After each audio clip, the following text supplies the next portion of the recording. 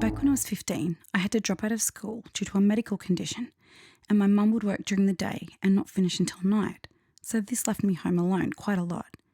In my bedroom, I have this really big window.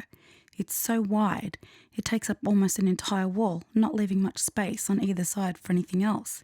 Because I didn't have curtains, I put up these really cool blankets which I would pull back each day to let the natural daylight come through. So I'm in my room chilling and smoking weed. I'd showered at one point and gone back into my room to get changed, all while a man was sitting on a wooden post directly across from my backyard watching me. Later on, when Mum came home, we decided to go out and get some dinner.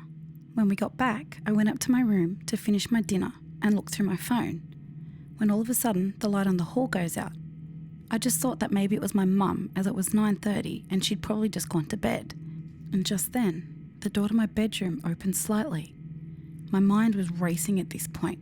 I had no idea what it was, and the only source of light was coming from my phone. I've got 3 cats, so I started to call their names, and that's when I see him, a tall man wearing a red baseball hat and jeans. I was so scared and started calling out for my mum and screaming, throwing anything and everything within reach that I could find. My mum came running in, flipped on my light switch, and there was no one there.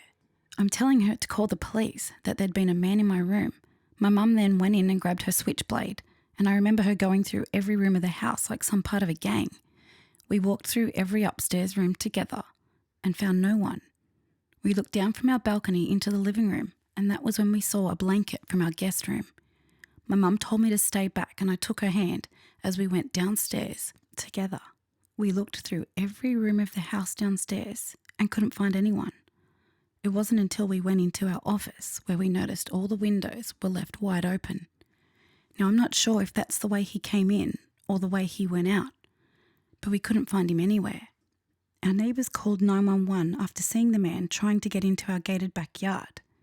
The man was later arrested after trying to break into another house, and when questioned by the police about me, he told them he'd been watching me and was planning on kidnapping me and who knows what else.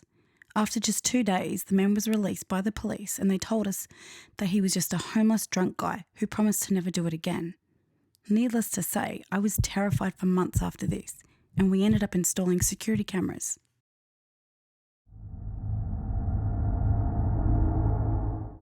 This happened when I was 16. I would spend a lot of time at my friend Lisa's house. Her parents were rich and her house was massive. The best part was, it was right next to our school. So every time we had a break, Lisa, myself and our other friend Zoe would go there and hang out. We also had a lot of sleepovers there, which were always fun. One night, my friend and I decided to stay at Lisa's house for a sleepover. Her little sister Anna was there, while Lisa's mum was gone for the night. We decided that we'd watch scary movies all night once Anna went to bed. We'd been watching TV for a while when all of a sudden the house alarm came on. Sometimes this happened, so we thought nothing of it, and Lisa just reset it. It was maybe 10 minutes later when the alarm came on again, and it startled us. We decided to go upstairs and have a better look out the windows to see if we could see anything, but there was nothing.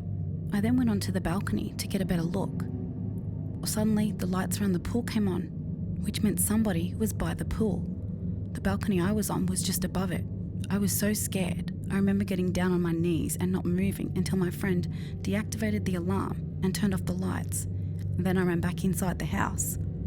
So now we were really scared. Our minds were racing with ideas of what it could be or even who it could be.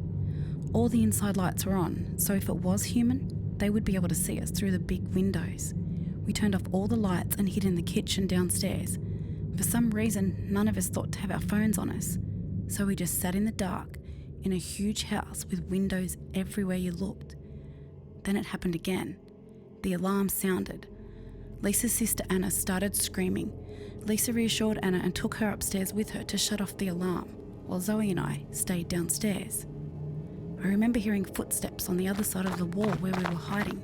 They were fast. We sat there frozen in the dark and were startled when we saw someone with a light walk past the front door. We could see his silhouette. That's when we realised there were at least 2 people running around the house. Too scared to move, we just stayed put. Then I could hear a voice, followed by a second voice. Now I wasn't able to understand what they were saying, but I know I heard them. Suddenly, Zoe and I were blinded by a flash of light. We were so scared we couldn't move or even make a sound. The light didn't move.